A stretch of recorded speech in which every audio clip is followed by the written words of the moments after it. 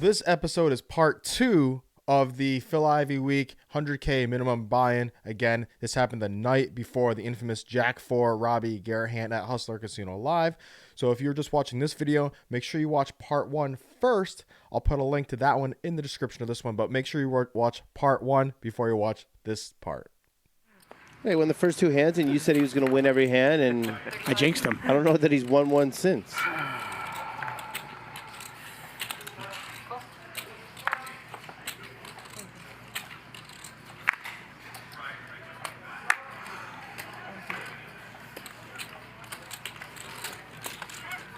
Check dark. 3 players, he checked already.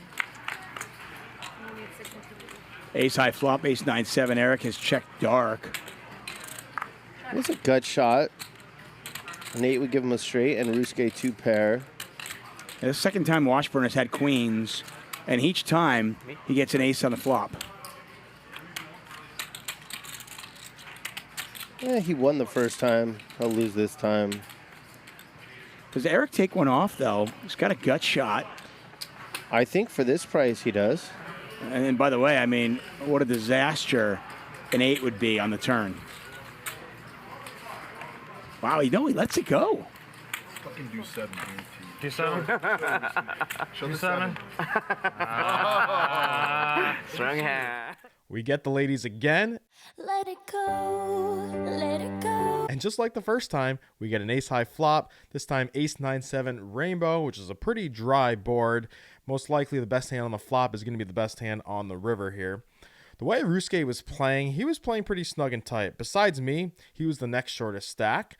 And the way that he was playing hands beforehand, like kind of playing pretty straightforward, checking when he didn't have it, betting when he did. After I checked to him and he bets, I was pretty confident that he had an ace, had me beat, that I thought in his range calling there pre-flop that he has all the aces, all the suited aces, even big aces, something like ace-jack suited, ace-10, that he wasn't necessarily 3-betting, but just didn't feel like that I was in a good spot there if I called a flop. Fortunately, he does show the ace, and felt good that I did not put any more money into that pot, trying to hero call and move on to the next one. Speaking of next ones, I'm not in this hand, but it's a pretty epic all-timer where it's a 4-bet pre-flop with king 5 off from Garrett. It ends up going heads up against Andy, who has pocket kings, who just called the bet pre-flop, the 4-bet. They get to this river. You can see the board's double paired. $80,000 pot, and Garrett ships for nearly $300K. Just another example of showing why he's so good at this game. Andy goes into the tank for a while, and then finally... Just to refresh how we And got he here. folds. And he folds. Yeah. Unbelievable. Best hand I've ever seen on this show. That was awesome. Robert Matta in the chat says, what does he beat? A bluff, king 5 offsuit.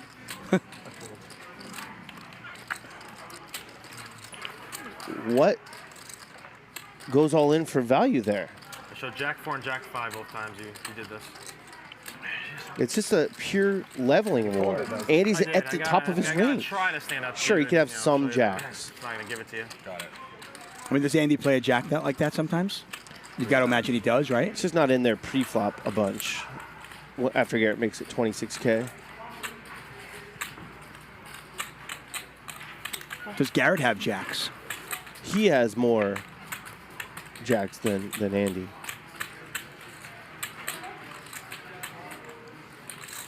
By the way, Oh. Garrett is in this game for $800,000, so he's still down. Doesn't matter. No. Doesn't matter if he loses all that. That's the most aggressive thing I've ever seen at a poker table. Yeah, he basically just went 4x pot. But it's not just 4x pot when the pot's $500. He went 4x pot and the pot was $87,000.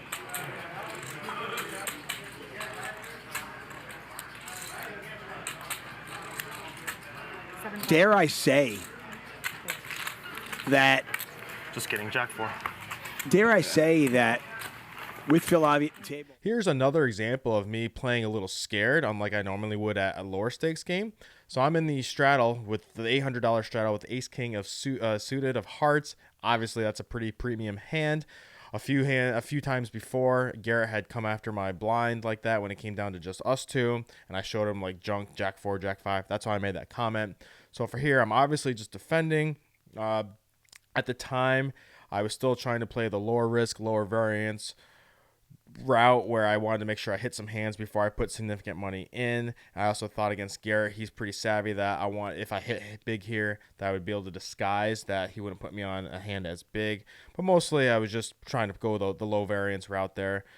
After I just flat there the hand kind of plays itself the rest of the hand. On that flop, I have underupped it so much that I think I have to at least call one bet there. Turn, check, sure.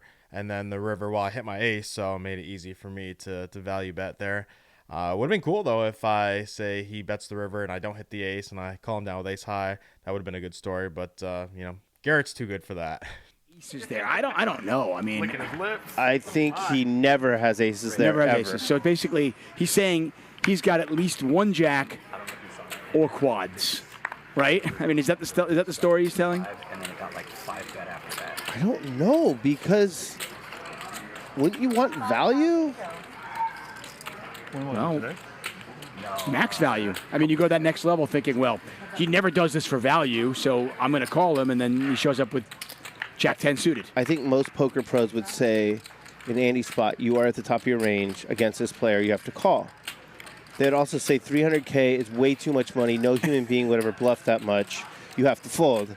And that's the issue in that hand, and that's why it was just fascinating. This one's going to be interesting, too. And DJ Washburn down a little bit. Could get it all back on this. 2 spades out there, 2 clubs out there. Washburn with the overpair, JR with ace-10. That's a very good check back. Yeah, and they're going to... Imagine now you just go check. Yeah. Washburn now up 10,000.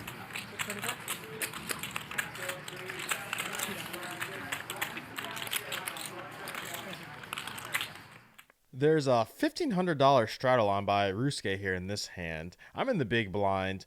JR has the ace-10 off, opens up to 5K, which again, since the extra straddle was on, it's a pretty big open. It folds around to me in the big blind. I've got 2 black jacks. As you've seen already, I've played a lot of my big hands pre-flop pretty passively. Again, just trying to lower my risk, and again, not optimal. I can definitely admit that now. In the moment, though, playing in those spots, I was definitely, like I said, taking the lower risk, trying to hit some hands and not inflate pots, especially out of position. JR had also been playing pretty snug and pretty tight as well. He wasn't getting out of line, and so I figured that he had a pretty good hand here. So rather than me inflate the pot pre-flop and in a lot of flops and turns that are going to be in a tough spot for jacks for me in that spot, I go the low risk, just call, kind of disguise my hand again, similar to what I did with the ace king of hearts against Garrett. And that's just the mindset. I'm not saying that's right, because it's probably not optimal plus EV, certainly not GTO, but we get a pretty favorable flop for us, and just the flop turn river that it's good enough. I'm going to call pretty much any bet there. Making sense to raise. I don't know. He still has all the overpairs. I just, again, if I'm going to play that passive pre-flop, unless I really hit a set or a full house or something huge, I'm probably not going to look to inflate that with a marginal hand with just a pair there. So I'm happy that it goes the way the action did, and I get to showdown and show a good hand. Now, of course, in hindsight, knowing that he had ace-10, there's a spot there that I lost a lot of value for sure. So hopefully, the more I play higher stakes games like this, the more comfortable I will be, where I can certainly maximize that hand for value, just like I would if that was a 2-5 game. Here's another DJ talk moment where Garrett asks me about the balance of running the DJ business versus DJing itself. We were talking about his wedding DJ, and then again, asking about music and how I operate and my mindset and how I run my DJ company. So take a listen.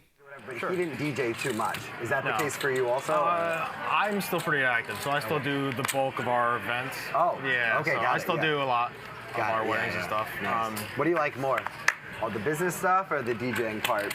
Oh, well, definitely the DJing. Okay. I mean, that's, you go to festivals, the excitement, the energy, all of that part. So, yeah, that definitely, no day's the same. Similar like poker, but you're pretty much, though, you run good every time. Yeah. Does that make sense? I get it, yeah. I think what you described about poker is spot on, but I think any work where it's like each day is different and novel and not repetitive is like, that's where you want to be spending your life, right? Like doing something. You're spot on. And we talked about that on Twitter a little bit about the gratitude, doing stuff that, correct, exactly. Yeah. And being a DJ in the mobile world is, you are inspiring people. You are, most of the stuff we do is positive vibes, love. Yeah. One of their biggest days. So the pure connections. The approach we take too is we're very relational versus transactional. Cool. So it's not just you show up and play music. It's you build relationships, you build connections. It just makes it more gratifying on both ends, I'm sure. You have lots of repeat customers, it sounds like, on the corporate end, huh? If you've made it this far in the vlog, thank you. And now we've come to the biggest and most significant hand of this episode, and at the time of this recording, the most significant, biggest pot I've ever played in my whole life. So here it is. Let's watch it, and I'll have plenty of my input afterwards. Well, like I said, I mean, I think it's only fitting. He does a Phil Ivey-esque play, something Ivey's been doing for decades now. Bump it up, 6,400.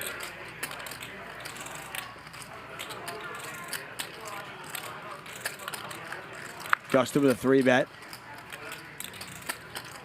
Looks like, is Washburn going to call this? Yeah, he does. Wow, okay. Yeah. It's got a decent hand. Open the button. Ruske flatted. It's a good squeeze spot. Oh, it's Dustin. I thought it was JR. Stronger coming from Dustin. Flush draw. Yeah. Ace-King versus the flush draw. And you can see in the bottom left corner of your screen, Washburn actually a favorite to win this pot if it goes to showdown.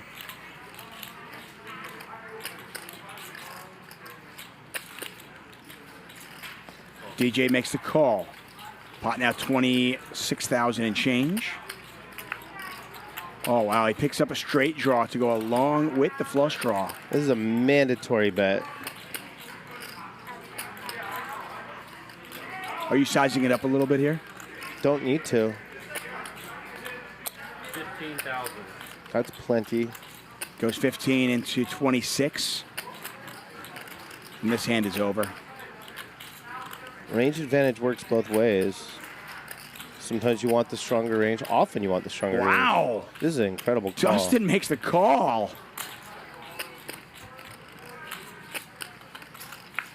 Oh, no. What a terrible result here. I mean, so if this was Garrett, he just moved all in, right? I don't know. Garrett probably would have bet smaller on the turn, which would have looked scarier to Dustin.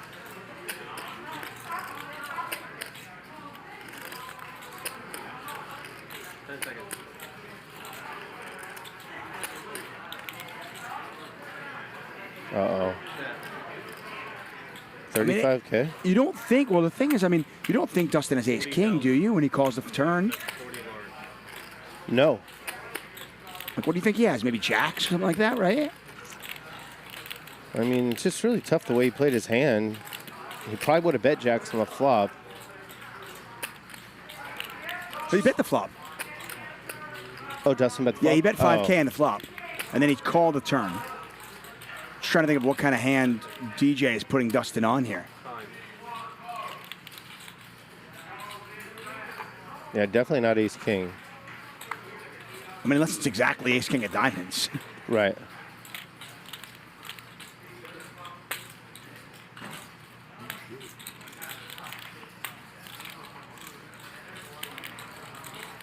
This is pretty unlucky, I think, from Washburn. I don't think this bluff's going to work, but I think it would have. I think it would a lot of the time. You win.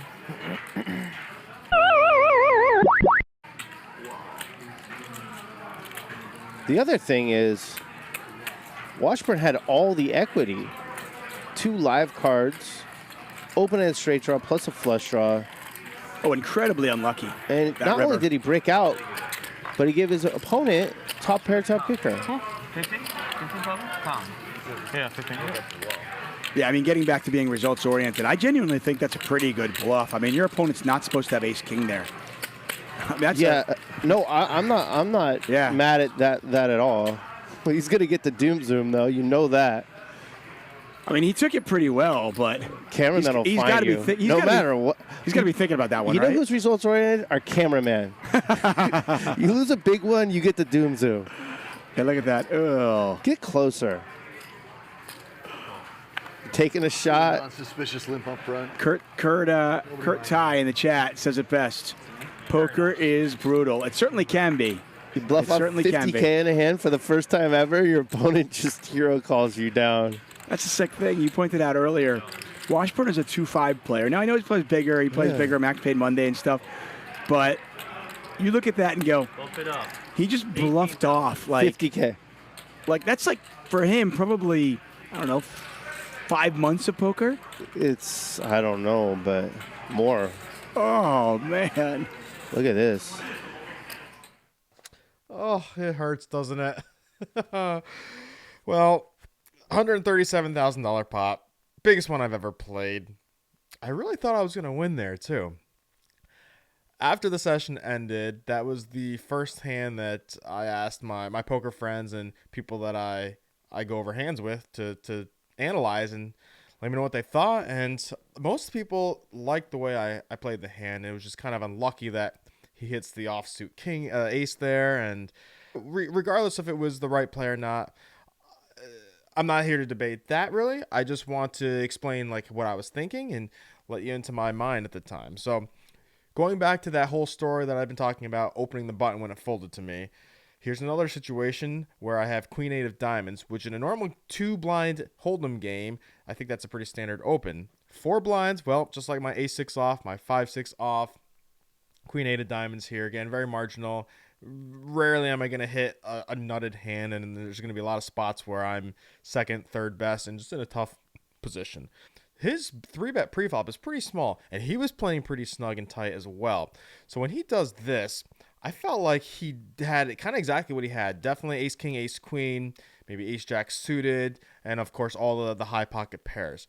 But I do feel like he would have raised a little bit higher had it been like aces or kings or queens to really protect. So I was at this point where I'm around even. I was really hoping to win a big hand. We were 3-ish hours into the stream. So I have position, and against Dustin, I felt more confident navigating post-flop versus, say, Ivey, Persson, Garrett, Andy. Because I thought Dustin was going to play pretty straightforward here, and I would be able to get a decent read on what where he was and what he had.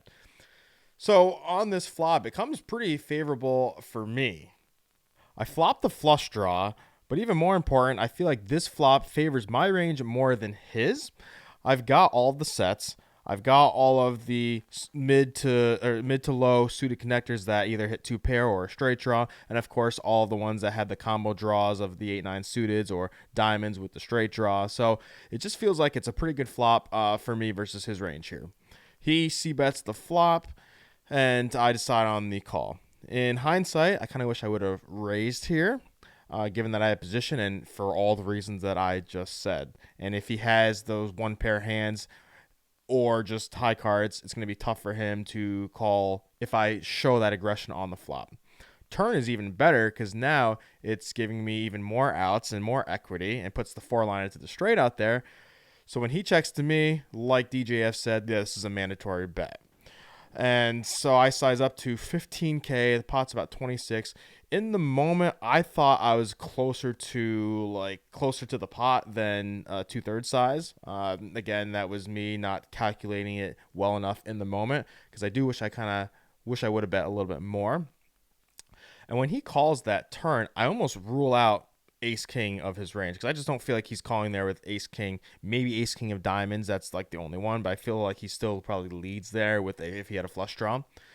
So when the river hits that offsuit ace, it's very tough for me to believe that hits him in any way, except if he had pocket aces. If he had pocket aces, I would understand. That makes sense. You know, it leads the flop, check calls the turn, and then okay on the river. But I think that's just a small chance given that the ace is out there. Very, very not common that he's going to have the set of aces. So this is where I size up. I bet 40K. Again, I still feel like this is to my advantage of the board, that I have all the straights here and sets. So then I bet it. I let it rip. And unfortunately, well, you saw what happened. Went for it. I didn't even notice the pants, by the way. I mean, as if the shirt and the hat and the glasses weren't enough. He just completes the whole thing with the pants. I mean, Yeah, he came to play. Poker is not easy, it turns out, DJ Washburn. apparently it is. Yeah, it's. He's covering up his easy part right now. I don't blame him. It's like, how the hell did that guy call me down with ace king? How did he get to the river on with ace 6, king? 5, 3, 7. Right. We've got some more great commentary, and at this point, I am down to about 50K, so half of my starting stack. I play a few other hands here that not worthy of going into detail. I think a Jack 10, pocket 9s, another Jack 10 where I see a flop, and just either brick, miss, or in a spot where I fold. So I dwindled down to around $30,000. However, though, my VPIP is higher than Phil Ivey's at this point. But unfortunately, my night is coming to a close here as I get into my final hand. Let's roll it. I got to give him a lot of credit, DJ Washburn. He's taking a shot against the best. And he is. He will. Right. On October 21st, I promise you he'll be the biggest winner. Yeah, that show is going to be amazing. Chamath, Philhelm Youth, Alan Keating, Friday, October 21st. Is Phil Hellmuth buying in for $300,000? That's what he said. He said he was, so if he doesn't, then he's a big fat liar. Alan Keating's going to put him in the blender every single hand. Uh-oh. How much is it? Like 20? Like 20. Call.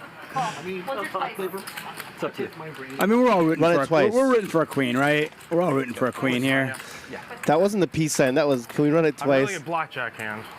Blackjack? I had 70 to play. Let's give him Are one they of running the it twice? boards. Yes. Okay. I don't think we have a replacement should DJ Washburn bust. So I mean, you don't have. You just have guys with $250,000 sitting around just waiting in the wings. Nick Airball might be downstairs pounding Modelo's. Who knows? Gut shot for each player. Ace King still in the lead. 3 hearts out there. No Neither one player with a has heart. one. Oh, gross. There's the ace. So Ace King. King does play.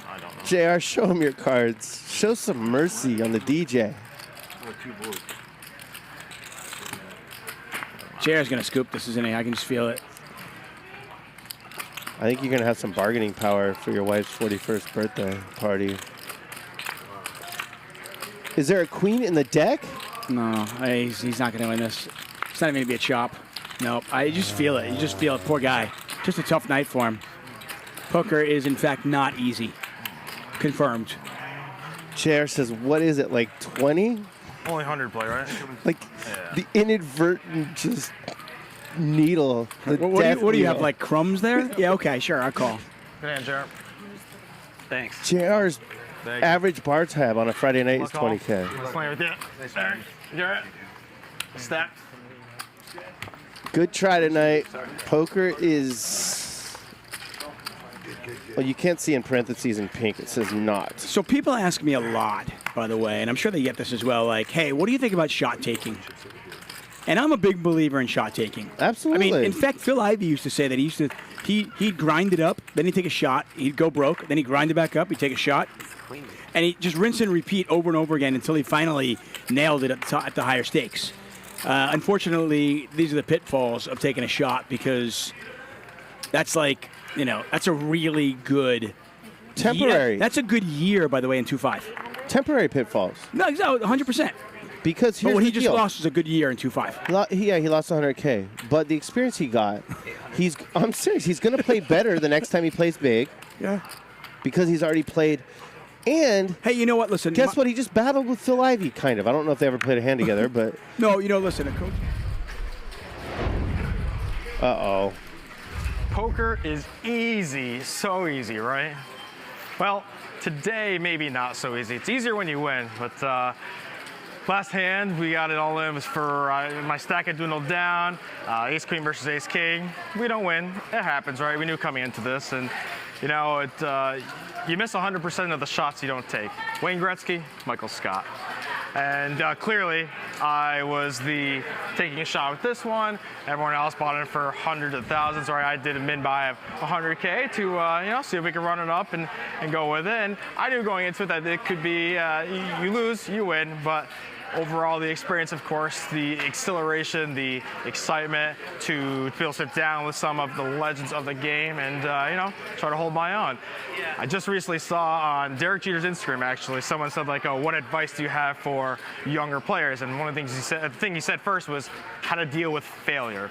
Because you're gonna fail, you're gonna have to overcome that if you want to get to where you want to be. And I think that was a perfect message for me today is failing. Like, and I don't even see it as a failure. Yes, I lost the money, but poker, you win, you lose. But overall, I think this was just a great experience. And I was trying for all my fellow Max Payne Mondayers and all of the Rec Fund players out there that we tried to take one and we missed, but there's always next time. So thank you always, of course, to Hustler Casino, the wonderful staff here, Hustler Casino Live, all of you guys that support me, that send me messages, follow my social media, all that. I'm glad you enjoy it. I have a hell of a time here, win or lose either way, and we'll definitely be back soon. So we appreciate that. Thank you.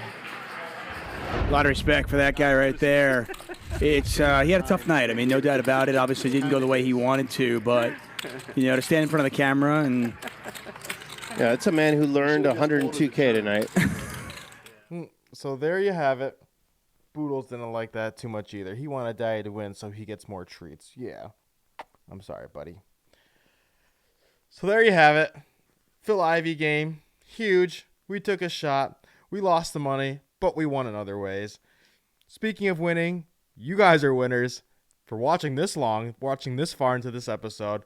I appreciate it. Thank you so much. Again, if you haven't liked and subscribed, you know the drill. Do that. And stay tuned as I hope to continue to produce a ton more awesome vlogs, lots more poker content. Follow me, social media, at DJ Washburn _. And we'll see you soon, hopefully. Thanks again.